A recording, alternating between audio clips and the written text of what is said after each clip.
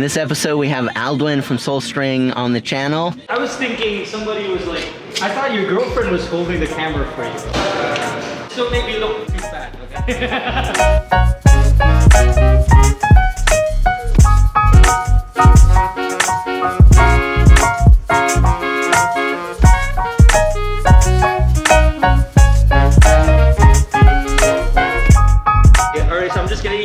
So I'm lucky today to have one of my new friends here in the Philippines, Aldwin, with us eating. Hey. So I met Aldwin through Chef Ken here. I'm lucky because Chef Ken has a great group of friends, and this particular friend speaks English better than I do. Oh.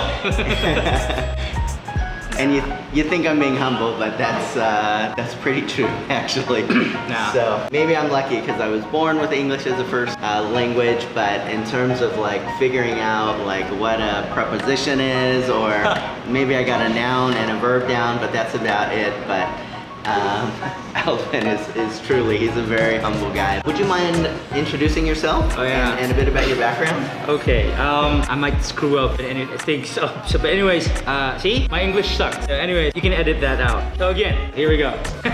Gonna introduce myself, right? Yes. So my name is Aldwin. I'm actually Chef Ken's friend, and now I'm John's friend too. I'm by profession I'm an English teacher, but I'm not English, and I'm Filipino, and I also am a singer-songwriter here in Cebu.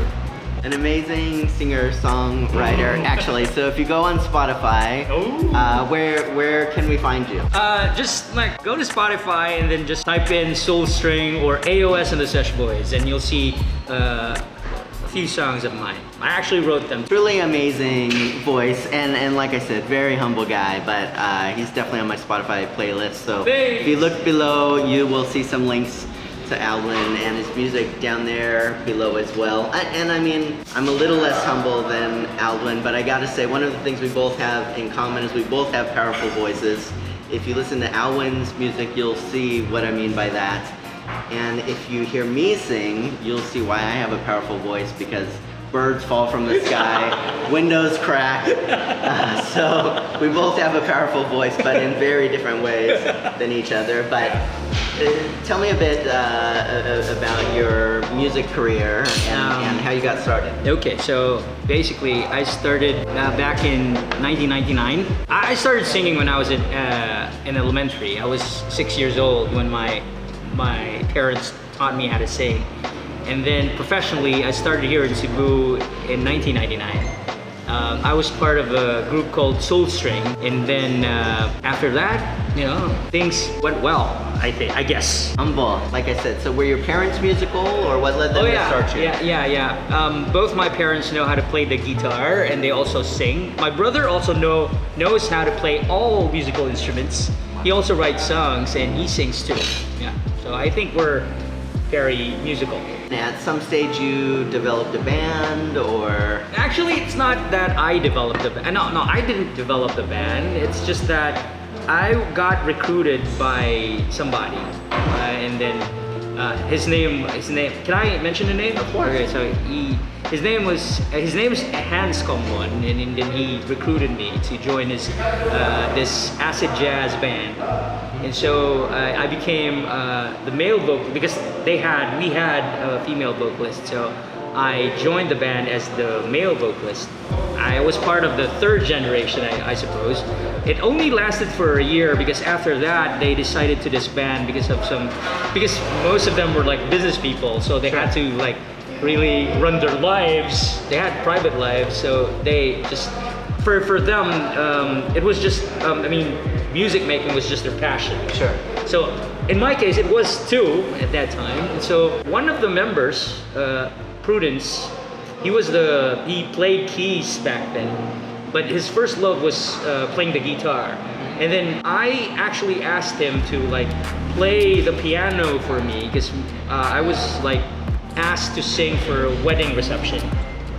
And so, as I've said, the guitar was his first love. So he used the guitar instead of the piano when we were rehearsing. And then he sort of discovered that we had a rapport. And so from then on, we sort of like played in bars, and Soulstring was born.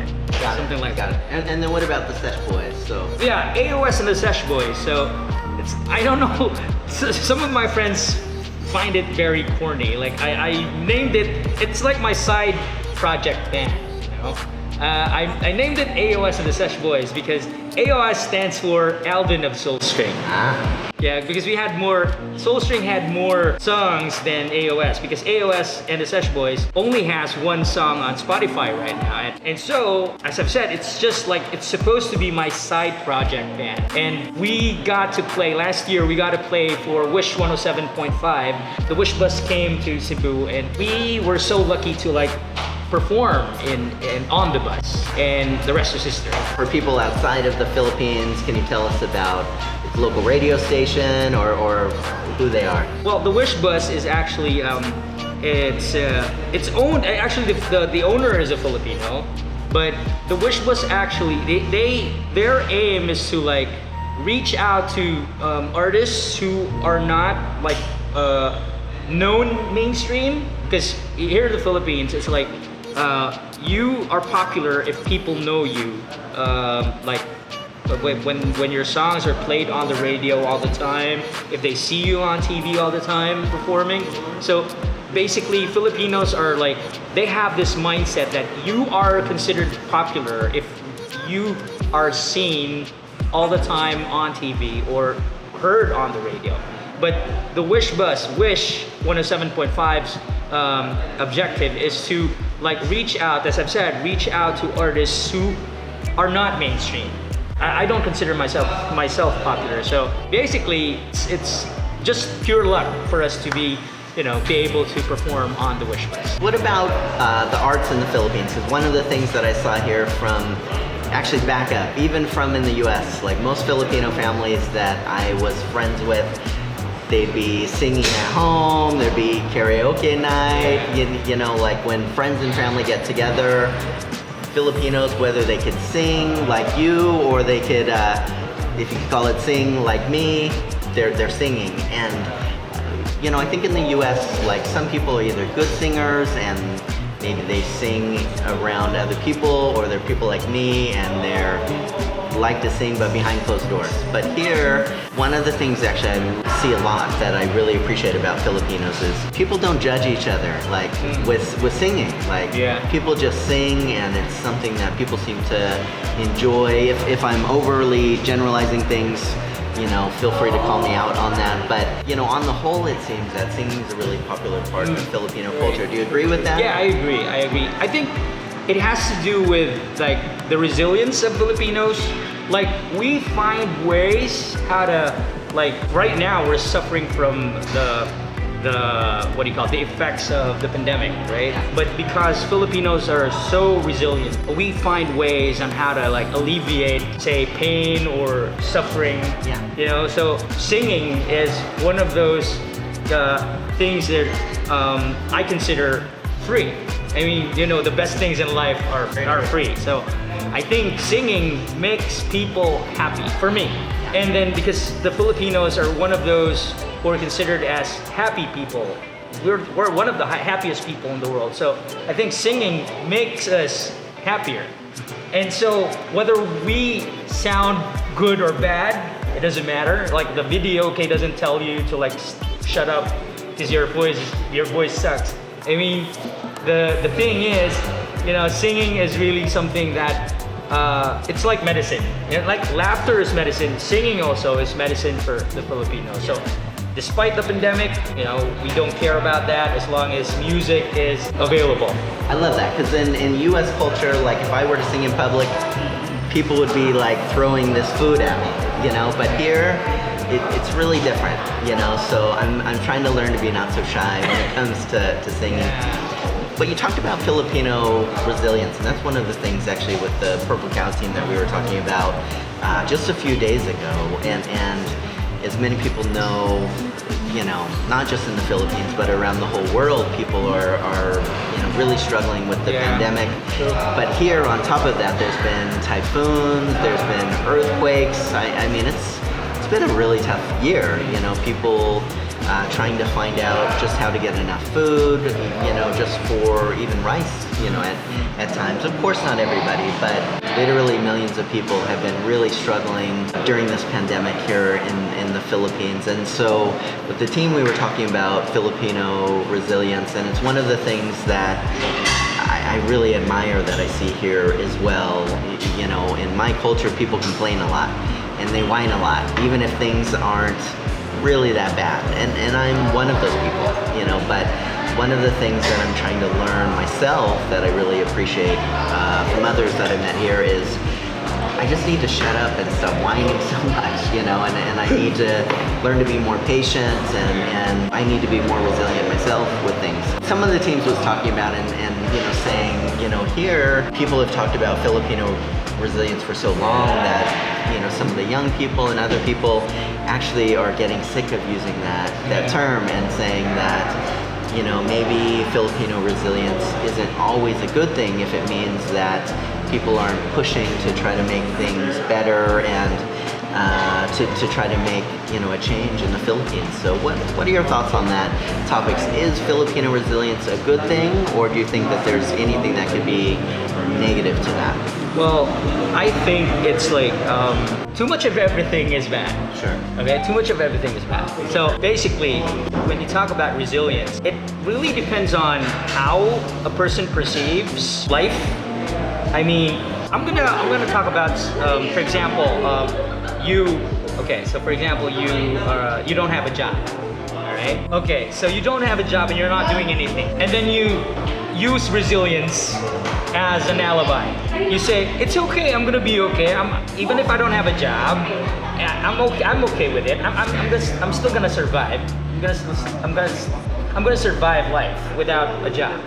But of course, you have to do something. I mean, if you want to survive this thing, your life, then you have to look for a job. You don't just rely on resilience. Something like that, because you don't always wait for the government to give you relief goods or something, or financial assistance. No, you have to do something about it, right? Absolutely. So resilience have to also you have to do you have to make an effort, and then at the same time have resilience, and then. You telling me a while back, you said that resilience has become a bad thing especially for the young people. But these young people are also being influenced by media and then by social media, and then they're not. I'm sorry, I'm not saying all. I'm not saying each and every young individual is like this, but what I'm trying to say is they have to also learn how to, they have to be educated, I think it has to start from their family, from their parents, from home. I think if you have parents who really know how to discipline or know how to educate their children, I think these young people wouldn't think that way. For me, resilience is a positive thing. And then if you sort of attach something negative to it, of course there is a possibility. But as I've said a while back, going back to this person who doesn't have a job, if you combine resilience with hard work, so I think there's nothing wrong with resilience. It really depends on how a person perceives resilience. Well, I appreciate you coming here to Delish Deli as well, but your food's getting cold here. Yeah, it's okay. I just want to ask you one last question. Yeah, sure. If you could say anything to other young, aspiring, or maybe even not so young, aspiring singer-songwriters like yourself, what would you say to them? Okay, I think first of all, you gotta have passion. All right, passion. But also, you gotta have talent. Okay, passion is not enough. All right, passion is not enough. You gotta have talent, of course. Because if you have passion but you don't have talent, then it's useless. And then another thing, modesty. Modesty is I don't want to say humility, because it's hard to be humble. It's hard to be humble. And it's for me, it's similar to altruism. When you want to be altruistic, but then again, you want somebody to like tell you that, hey, thank you for like doing this and stuff. You know, you can't avoid that. So same thing with humility. You can't be humble all the time, or it's hard to be humble, to be honest with you. But I think to be modest is okay. Like you don't have to like tell people that you're like this and like that. I mean, because nowadays a lot of young people, because of social media, they sort of like, you know, they try to like tell people that they're this great. I mean, it's okay if you're really that great, fine. But you don't have to like, you know, in your face say like, hey, I'm this great person. Like I know how to sing, I know how to dance or stuff like that. So I think you should learn how to be modest. And of course, since we're a Catholic country, I don't go to church, but I believe in God. So I think, of course, you have to like have fear in God, because for me, God gave us these talents, and you have to like sort of like give back. Well, if you don't want to go to church, then do something like help people, what do you call this? Nurture their talents, something like that. Aldwin, thank you so much for coming No here to problem. visit with us It's today. a pleasure. Aldwin is way too humble, so since he is, like I said, look below for links to his Spotify. He has a YouTube channel as well. I know you're going to enjoy listening to him, and if you have anything to say, make sure and leave us some comments below. And don't forget to like, subscribe, and hit the bell notification. Take care.